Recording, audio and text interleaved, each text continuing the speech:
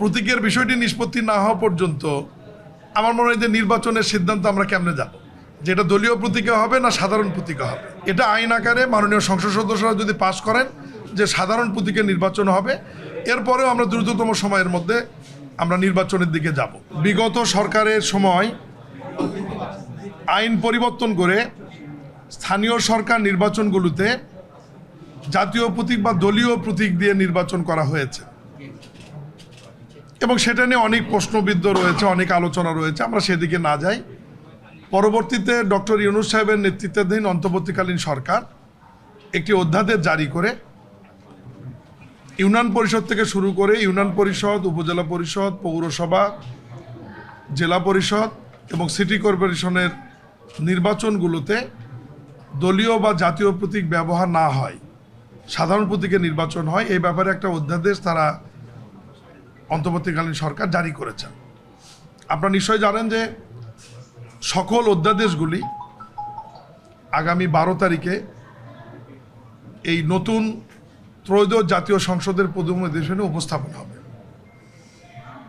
উপস্থাপন হবার পরে পার্লামেন্ট কোন অধ্যাদেশগুলো গ্রহণ করবে বা কোনটি করবেন না, এটা ওই দিন সিদ্ধান্ত হবে।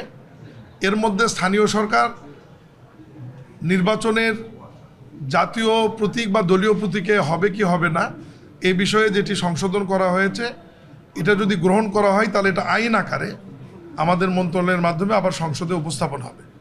এটা আইন আকারে পাশ হলে এটা হচ্ছে প্রথম ধাপ। এরপরে তো আমরা নির্বাচনের দিকে আমাদেরকে এগোতে হবে। বিকাশ পেমেন্টে 10,000 টাকার বেশি অফার, শপিং চলছে তো। প্রতীকের বিষয়টি নিষ্পত্তি না হওয়া পর্যন্ত আমার মনে হয় যে নির্বাচনের সিদ্ধান্ত আমরা কেমনে যাব, যে এটা দলীয় প্রতীকে হবে না সাধারণ প্রতীকে হবে। এটা আইন আকারে মাননীয় সংসদ সদস্যরা যদি পাশ করেন যে সাধারণ প্রতীকে নির্বাচন হবে, এরপরেও আমরা দ্রুততম সময়ের মধ্যে আমরা নির্বাচনের দিকে যাব।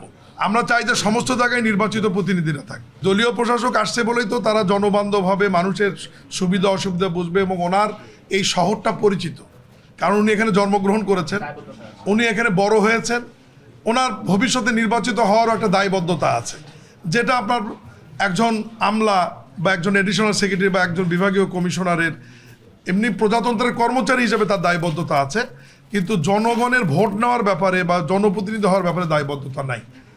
আমরা তো প্রশাসকদের শুরু করেছি, এটা চলতে থাক।